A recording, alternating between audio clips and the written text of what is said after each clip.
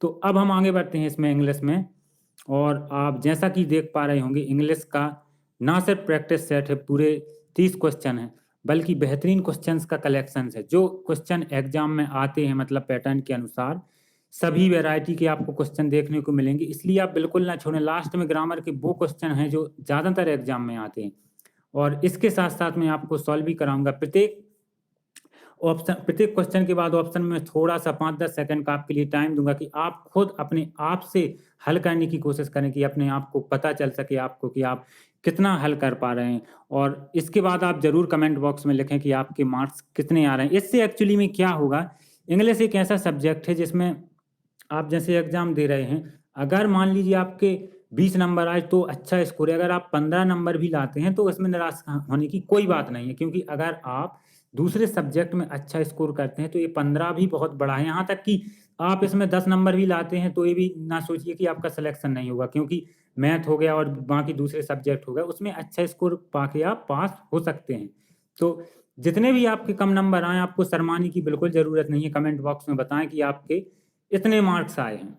ठीक है दोस्तों, तो अब हम यहाँ पे स्टार्ट करने जा रहे हैं। जैसा कि आप देख पा रहे हैं, डायरेक्शंस क्वेश्चन नंबर 1 से 3 के लिए, choose the word opposite in meaning. हमें विलोम शब्द चुनना है 1 से 3 तक।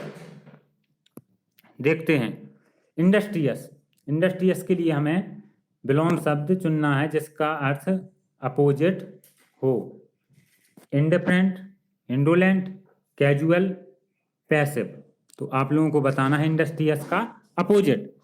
तो अब यहाँ पे मैं बताता हूँ कि इंडस्ट्रियस मतलब होता है उद्यमी या मेहनती। ठीक, तो मेहनती का हमें विलोम शब्द निकालना है। इंडिफरेंट, इंडिफरेंट मतलब होता है उदासीन, मतलब इससे उसका कोई लेना देना नहीं है। ठीक है। कैजुअल, कैजुअल का मतलब आप लोग जानते होंगे, कैजुअल मतलब होता है लापरवाह। ठीक है, तो इसका भी उससे मतलब नहीं है। पैसिव, पैसिव का मतलब होता है निष्क्रिय। ठीक है, और लास्ट में अपना बच्चा इंडोलेंट, इंडोलेंट का मतलब होता है आलसी, और इंडस्ट्रियस का मतलब मेहनती। मतलब एक दूसरे के बिल्कुल अपोजिट हो गए दोनों वर्ड, तो इसका राइट आंसर क्या आ गया, indolent. Next question, synthetic. Synthetic का हमें क्या करना है, विलोम शब्द चुनना है। Option affable, natural, plastic, cosmetic. तो आपको बताना है इसका विलोम शब्द। तो सिंथेटिक का मतलब होता है, आपने सुना होगा, बनावटी या कृत्रिम, कुछ भी बोलते हैं, सिंथेटिक बनावटी।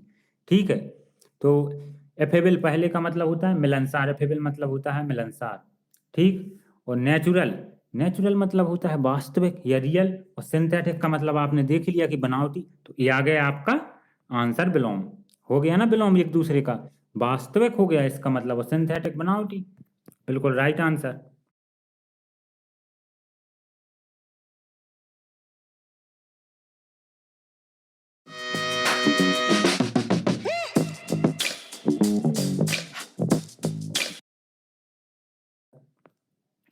तीसरा, आप लोग अपना जरूर प्रयास करें, इसीलिए मैं समय दे रहा हूं कि आपको इससे अच्छा प्लेटफॉर्म कहीं नहीं है।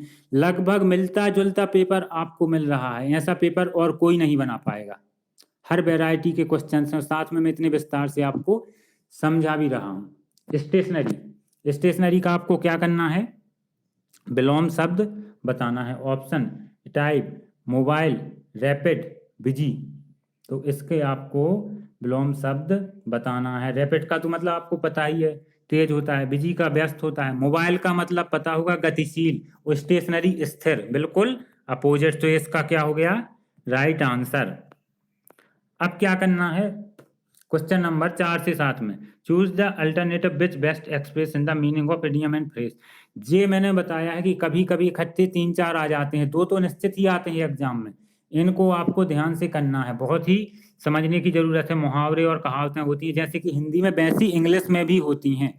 और इसकी सबसे बड़ी ट्रिक मैं आपको बताने जा रहा हूं, कि जो उसका ऊपर से वास्तविक अर्थ दिखता है, वो रियल में नहीं रहता है, अंदर कुछ दूसरा अर्थ ही निकलता है।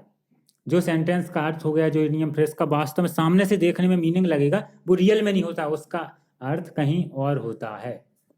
ठीक है ना, जैसे कि ईद का चांद होना आपने सुना होगा, तो वास्तव में ईद का चांद थोड़ी, उसका मीनिंग तो दूसरा है। समझ रहे हैं ना बात को, सेम बिल्कुल इंग्लिश में है। तो हम स्टार्ट करते हैं। Born with A silver spoon, ठीक है।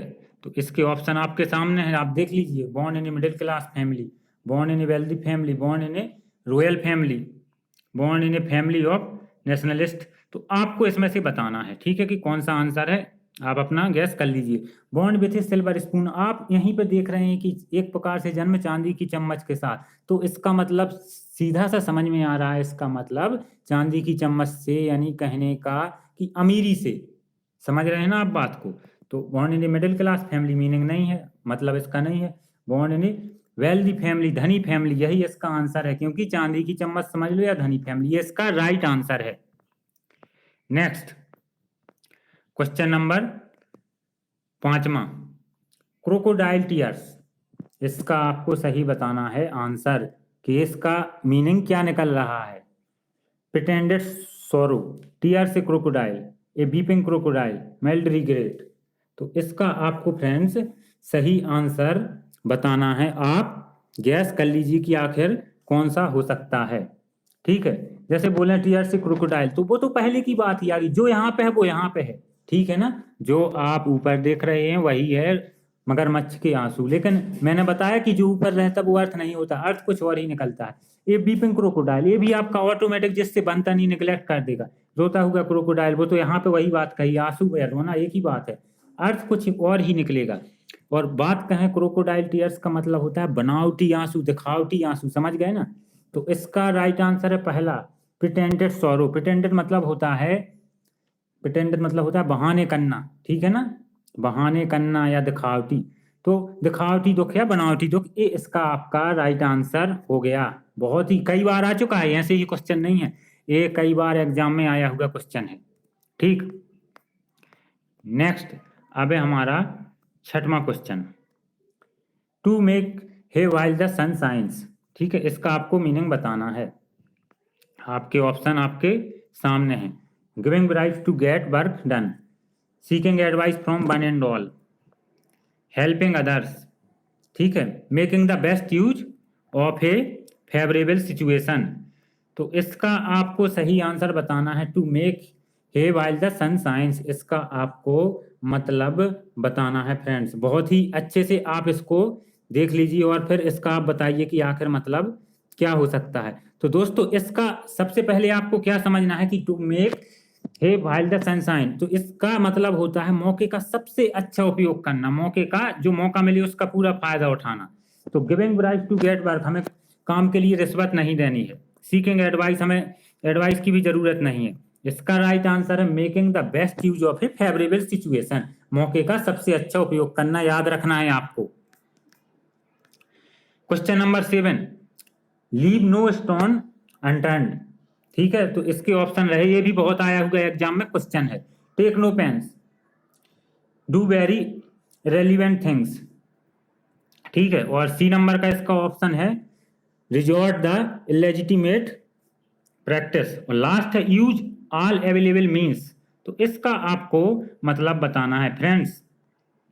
लीव नो स्टोन अनटर्न्ड का मतलब है कि आपने क्या किया, कोई भी प्रयास नहीं छोड़ा, ठीक है ना, कोई भी किसी भी कठिन काम को पाने के लिए कोई भी प्रयास नहीं छोड़ा, ठीक है ना। नो स्टोन अनटर्न्ड, कोई भी पत्थर को ऐसा नहीं कि आपने उस पर मेहनत ना की हो। तो इसका राइट आंसर है यूज ऑल अवेलेबल मीन्स, जितने साधन थे आप लक्ष्य को पाने के लिए उनका आपने यूज किया। बहुत ही सिंपल है, अर्थ के अनुसार कई बार एग्जाम में आया हुआ है, ठीक। अब क्वेश्चन नंबर 8 से 12 के लिए है, one word is correctly spelled, find the correctly spelled word. 4 शब्द हैं जिनके इंग्लिश की दृष्टि से स्पेलिंग 3 की गलत होगी, 1 की सही होगी, ठीक है ना। तो अब कुछ लोग हैं वो दिमाग लगाना शुरू कर देते हैं कि सर ये तो पिछले साल आया नहीं था, पिछले साल के अलावा हर साल 3-3 क्वेश्चन एक साथ आए। तो इस भ्रम में बिल्कुल भी नहीं रहना, ये क्वेश्चन बहुत ज्यादा एग्जाम में आते हैं, बिल्कुल कंप्लीट करके जाना, ठीक है। तो इनमें आपको मैं थोड़ा सा आपको समय देता हूं, आप लोग जरूर बिल्कुल प्रयास करना। और एक बात और, हो सकता है इंग्लिश में बहुत से लोग वीक हैं, कुछ लोगों के 8-10 नंबर भी हैं, जितने भी आए आप जरूर कमेंट बॉक्स में बताएं, आखिर हमें भी पता चले कि आपकी तैयारी कैसी चल रही है। कोई कितना भी कमजोर क्यों ना हो, सुधार करने से वो आगे निकल जाता है। तो पहला ऑप्शन है, इसमें आपको बताना है कि निम्नलिखित में से स्पेलिंग किसकी सही है, तो आप देख लीजिए, मैं इसका आंसर अब आपको बताता हूं। इसका आंसर है सेकंड, PLEASANT। बाकी तीनों स्पेलिंग गलत है। प्लेजेंट, प्लेजेंट मतलब होता है सुखद, ठीक, बाकी तीनों स्पेलिंग गलत हैं। ये वाला आया है एग्जाम में, लेकिन बहुत सिंपल है, सब लोग जानते हैं डिसीव की स्पेलिंग। तो आप लोग इसमें थोड़ा सा गैस कर लीजिए कि कौन सी होगी जल्दी से, फिर मैं इसका आंसर बताता हूं। ठीक है दोस्तों, तो इसका सही आंसर है पहले वाला ही, DECEIVE, इसका राइट आंसर है। थर्ड, अब आप इसका भी थोड़ा सा देख लीजिए 5 सेकंड के लिए और अपना गैस लगाइए कि इसमें सही स्पेलिंग कौन सी है। एक होगी सही और 3 होंगी गलत। अब ये पता नहीं कि कौन सी सही आपको बताना है, ठीक है, बाकी 3 गलत होंगी। ठीक है, तो इसका राइट आंसर है दोस्तों पहले वाला, एग्रीगेट मतलब होता है टोटल, ठीक, इसका राइट आंसर यही है। 11वां, हिंड्रेंस, इसकी स्पेलिंग आप बताइए कि आखिर हिंड्रेंस मतलब होता है बाधा। अब आपको इसकी सही स्पेलिंग बतानी है, 3 स्पेलिंग गलत हैं, ठीक है। तो इसका राइट आंसर है दोस्तों पहले वाला, HINDRANC। सिंपल है बिल्कुल, थोड़ा सा जिसको अभ्यास होगा वो कर देगा। हिंड्रेंस वैसा भी आ जाता है कभी कभी, वन वर्ड में अपोजिट में हिंड्रेंस मतलब बाधा होता है, ठीक। अब है आपका 12वें नंबर का क्वेश्चन। इसमें भी आप बताइए कि स्पेलिंग आखिर आपकी कौन सी सही है, ए सही है, ए है या ए है। तो इसका राइट आंसर है दोस्तों 12वें का पहले वाला है, ओमिटेड। ओमिटेड मतलब होता है विलोपित, ठीक। अब नेक्स्ट है change the following verb into a noun. तो नाउन में बदलना है हमें वर्ब को। इन वर्ब में से आपको बताना है कि कौन सी अप्रूव था, उसको हमें चेंज करना है। अप्रूव वर्ब है, उसको आपको नाउन में चेंज करना है। तो वेरी वेरी इंपॉर्टेंट क्वेश्चन, इसमें से कौन सा नाउन है, आपको सीधा सा अर्थ निकालना है कि कौन सा नाउन है। Approving, approval, approved, approved. बता दीजिए फ्रेंड्स इसका आंसर। तो बताना चाहूंगा AING लगा है, वर्ब का थर्ड फॉर्म है, वर्ब है। अप्रूव्ड ये पास्ट है, फ्यूचर सॉरी फास्ट वाला है, ठीक है, वर्ब का फॉर्म। और ASAIS लगा है, ये भी वर्ब है। तो सीधी सी बात है, अप्रूवल मतलब मंजूरी, ये नाउन है, ठीक है ना। अप्रूवल मंजूरी, ये एब्स्ट्रैक्ट नाउन है, भाववाचक संज्ञा है। क्वेश्चन नंबर 14 से 19, फिल इन द ब्लैंक्स। अब इसमें आपको खालिस्तान भरना है। सेंटेंस के अनुसार, उसकी ग्रामर के अनुसार, आर्टिकल भी हो सकता है, प्रीपोजिशन भी हो सकता है, कुछ भी हो सकता है, आपको सिर्फ खालिस्तान भरना है। वेरी वेरी, यहां से बहुत इंपॉर्टेंट क्वेश्चन शुरू हो रहे हैं जो ज्यादा एग्जाम में आते हैं।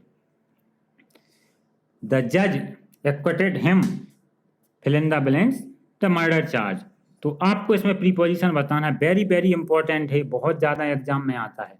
Of, for, from. बताइए, आप अपना गैस करिए। तो इसका राइट आंसर है दोस्तों ऑफ।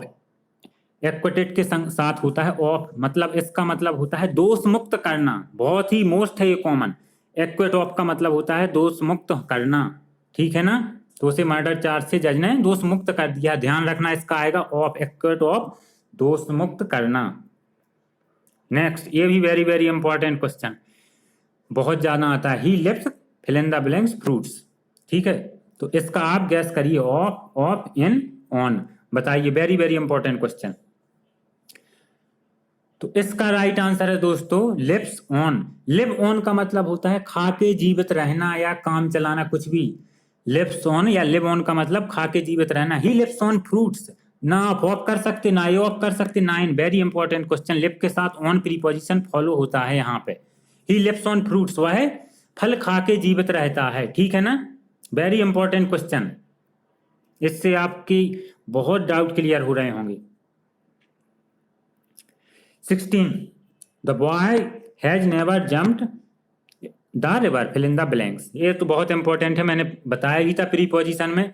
ये तो सभी लोगों से बनना चाहिए, ऑन, ऑफ, एट, इनटू।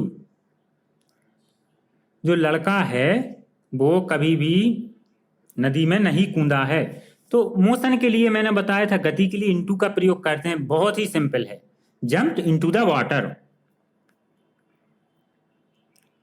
ये भी वेरी इंपॉर्टेंट क्वेश्चन, ये एक बार शायद जूनियर वाले में आ चुका है, 2-3 बार SSC में। कोई एग्जाम नहीं जिससे बचा हुआ हो क्वेश्चन, बहुत ही इंपॉर्टेंट, इसीलिए मैंने आपको बोला है।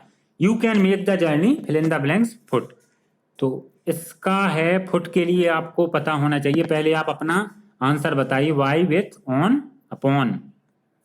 तो इसका राइट आंसर है दोस्तों journey on foot.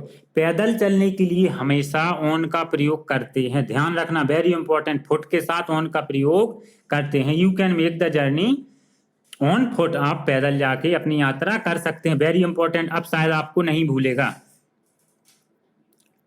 Question number 18वां, he has been accused fill in the blanks murder, ये भी very important question. For, of, with, by, जल्दी से आप अपना गैस करिए। और दोस्तों सभी लोग अपना मार्क्स जरूर बताएं कि आपके मार्क्स कितने आ रहे हैं, बहुत ही इंपॉर्टेंट चीज है। तो इसका राइट आंसर है he has been accused of murder. Accuse के साथ ऑलवेज ऑफ आता है, ऑफ, एक्यूज्ड ऑफ का मतलब होता है चार्ज, आरोप, उस पर मर्डर के चार्ज लगे, ठीक है ना, उस पर मर्डर के चार्ज लगाए गए हैं, वेरी इंपॉर्टेंट, अब आपको रट लेना है, ठीक है ना, accused of murder, very important question. 19, he is blind fill in the blanks his own fault, ठीक है ना, इसमें बताना है आपको विथ, टू, ऑफ, फॉर, तो इसमें आप अच्छे से सोच लीजिए। तो इसका राइट आंसर है दोस्तों, आपको पता होगा कि ब्लाइंड, ऑफ, ऑफ होता है अंधे के लिए, जैसे हम बोलते हैं he is blind of an eye, वह एक आंख से अंधा है, लेकिन यहाँ अंधे होने का अर्थ नहीं है, यहाँ पे है अंधे होने का अर्थ ना होके गलती को अनदेखा करना, तो आता है क्या, टू आता है। ब्लाइंड टू का मतलब वेरी इंपॉर्टेंट, याद रखना, ब्लाइंड टू का मतलब होता है अनदेखा करना, किसी चीज पे ध्यान ना देना, बहुत महत्वपूर्ण चीज बता रहा हूं, ब्लाइंड टू अनदेखा करना, ब्लाइंड ऑफ अंधा होना, प्रीपोजिशन पूरा अर्थ चेंज कर देती है, तो यहाँ पे आएगा to, blind to, he is blind to his own fault, वह अपने दोषों को या गलती को अनदेखा करता है, वेरी इंपॉर्टेंट क्वेश्चन फ्रेंड्स। ये भी आया हुआ क्वेश्चन है, आपने पिछले साल में कहीं देखा होगा, इससे पिछले साल में, choose the plural of the given word, इसका आपको प्लूरल या बहुवचन बताना है, नाइफ, चाकू, तो आप इसका बता दीजिए। इसमें तो मैं बोलूंगा कि जिसको पता नहीं है 90% लोग गलत करते हैं इसका आंसर, 4 ऑप्शन में से आप बता दीजिए कौन सा है। तो इसका राइट आंसर है दोस्तों सी वाला, इसका राइट आंसर है सी वाला।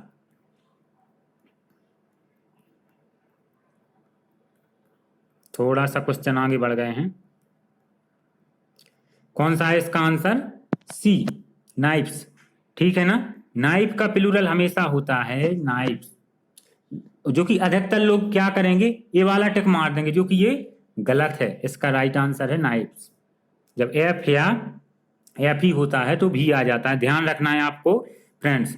अब बढ़ते हम नेक्स्ट क्वेश्चन पे, वेरी इंपॉर्टेंट क्वेश्चन, और ये भी आया हुआ क्वेश्चन है, identify the adverb in the given sentence, इसमें आपको एडवर्ब बताना है कि भाई एडवर्ब कौन सी है, ठीक है, the wicket boy slept the girl loudly, तो इसमें आपको एडवर्ब बताना है, आप इसमें देख लीजिए कि एडवर्ब आखिर कौन सी हो सकती है, तो आप इसमें बताइए एडवर्ब।